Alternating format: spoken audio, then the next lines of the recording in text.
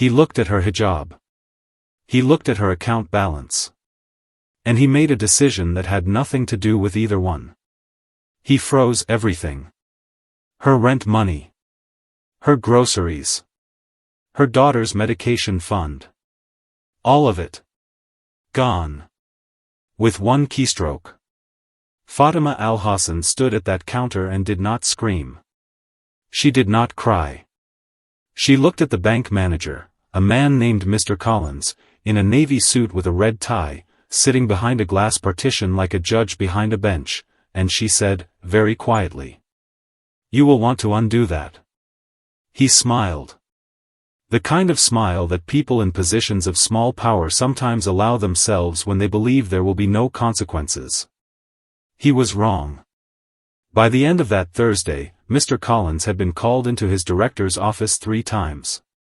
By Friday morning, his decision had been reversed, documented, and flagged. And Fatima, the woman he had tried to silence with a single keystroke, was sitting at her kitchen table, a cup of tea in her hand, her account fully restored, reading Surah Al-Baqarah in the quiet of her home.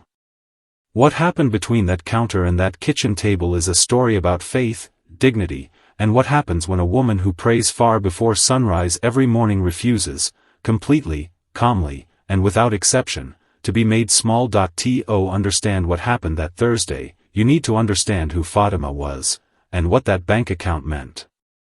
Fatima Al-Hassan had come to England 19 years ago. She had arrived with 2 suitcases, a working knowledge of English she had taught herself from books, and a daughter who was 11 months old and asleep on her shoulder at the airport. Her husband had followed 8 months later, after settling debts in their home city of Amman. They had built something together, modest, careful, real. A terraced house in the east of the city. A small catering business Fatima ran from their kitchen, making food for local events and Friday gatherings at the mosque. A savings account she had opened at that same bank branch 11 years ago, when the manager then had been a kind older woman named Mrs. Patterson who had helped her fill out the forms. Mrs. Patterson had retired 4 years ago. Mr. Collins had arrived in her place. Fatima's daughter, Yasmin, was now 20 years old. She was studying education at the local university. She wanted to be a primary school teacher. She had a condition that required monthly medication. Not expensive, not dramatic, but regular, necessary, and funded from a specific portion of Fatima's account that she kept separate and untouched, like a small act of motherhood made permanent. That was the money Mr. Collins had frozen. Not because there was fraud. Not because there was a legal issue.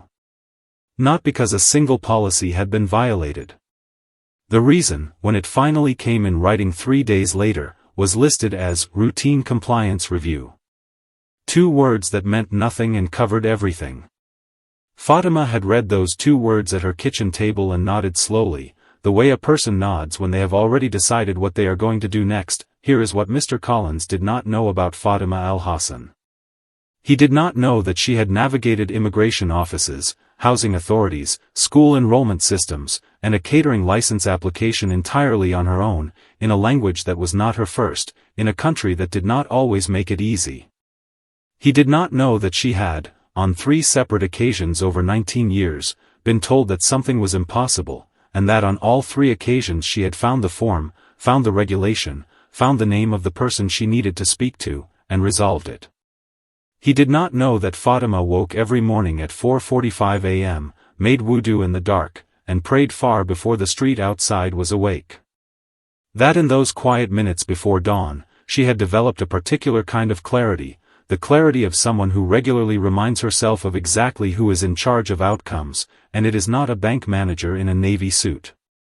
And he absolutely did not know that Fatima's neighbor, a retired woman named Margaret, 71 years old, sharp as a pin, who had worked for 30 years as a legal secretary and still received 3 legal journals by post every month, was going to be sitting in Fatima's kitchen 45 minutes after the account was frozen, reading the bank's own customer protection policy on her laptop and circling, with a red pen, for specific clauses that Mr. Collins had violated. "Right," Margaret had said, putting down her pen. "Shall I make the calls, or will you?" Fatima had looked at her and smiled. "I will," she said. "But first, do you want more tea?" The first call Fatima made was to the bank's customer service line. She was placed on hold for 14 minutes.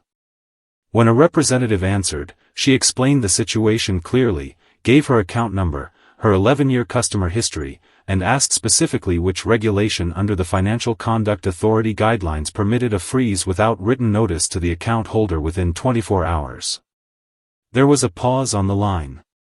"I'll need to transfer you to our compliance team," the representative said. "Of course," said Fatima. "I'll hold." She was on hold for another 9 minutes.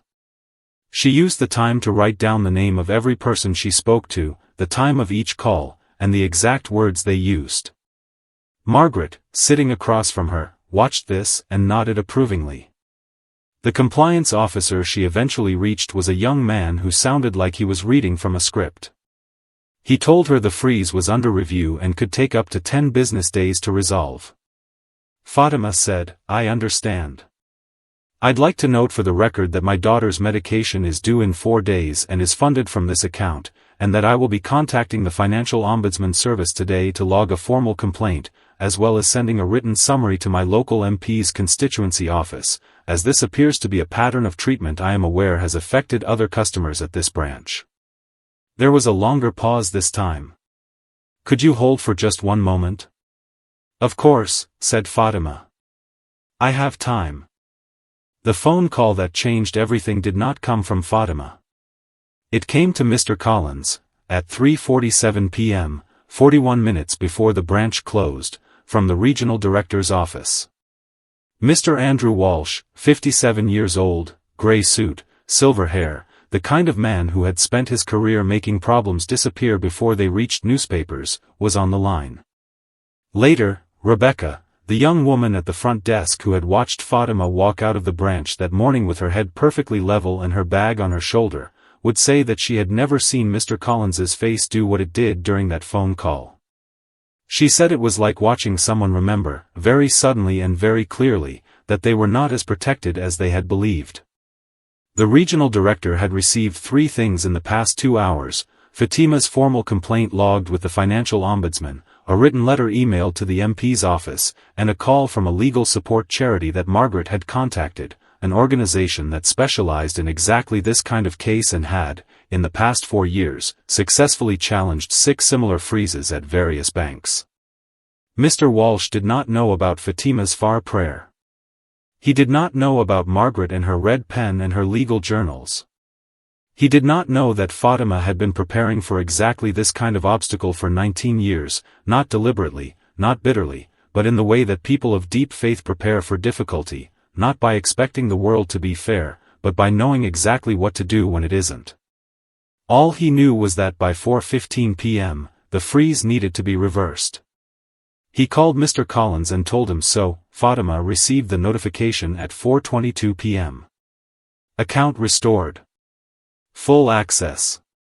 A written apology to follow within 5 business days, which it did, signed by Mr. Walsh, carefully worded, and filed by Fatima in a green folder she kept for documents she hoped never to need again. She put her phone down on the kitchen table. She looked at the open Quran in front of her. She had been reading while she waited, unhurried, the way someone reads when they are genuinely at peace with the outcome. She closed her eyes for a moment. Her lips moved. Then she called Yasmin. "Your medication money is fine," she said, before Yasmin could ask. "Don't worry. How was your lecture?" That evening, after Maghrib, Fatima went next door to Margaret's house with a container of the lamb and rice she had made for dinner. Margaret opened the door, saw the container, and said, "You didn't have to do that." "I know," said Fatima. Margaret looked at her for a moment. She had lived next door to Fatima for 12 years. She was not a religious woman. She had no particular framework for what she had watched Fatima do that day: the steadiness, the precision, the complete absence of panic. "How do you do it?" she asked. "How do you stay so calm when everything is going wrong?" Fatima thought about it for a moment. Then she said, because I know the difference between what is in my hands and what is in Allah's hands. I do my part. Then I trust. And I have never, not once, been abandoned. Margaret took the container. She stood at the door for a moment after Fatima had turned to leave. Then she said, quietly, to no one in particular, I wish I believed something like that. I want to speak to you directly now. Because this story is not really about a bank account. It is about something that happens to people of faith, regularly, quietly, without fanfare, all over the world. The moment when a system, or a person, or a circumstance uses its small power to make you feel powerless. To make you feel that you are on the wrong side of a counter and the glass between you cannot be crossed. Fatima did not cross that glass by luck. She crossed it because she had spent 19 years building two things simultaneously, the practical knowledge of how the world works, and the spiritual knowledge of who is actually running it. She knew the Financial Conduct Authority guidelines. She also knew Surah Al-Baqarah. She knew Margaret's number. She also knew the time of Far. This is what the Prophet meant when he said, tie your camel, then put your trust in Allah. Not one or the other. Both.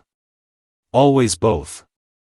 If you are watching this tonight and you are in your own version of that bank, your own moment where something has been taken, frozen, denied, or dismissed, hear this, do your part. Make the calls. Write the letters. Find the Margarets in your life. And then, when you have done everything your hands can do, open your hands to Allah and trust the rest to Him. He has never once left a believer without a way through. Type Alhamdulillah in the comments if this reached you tonight. Share this with someone who needs to hear it.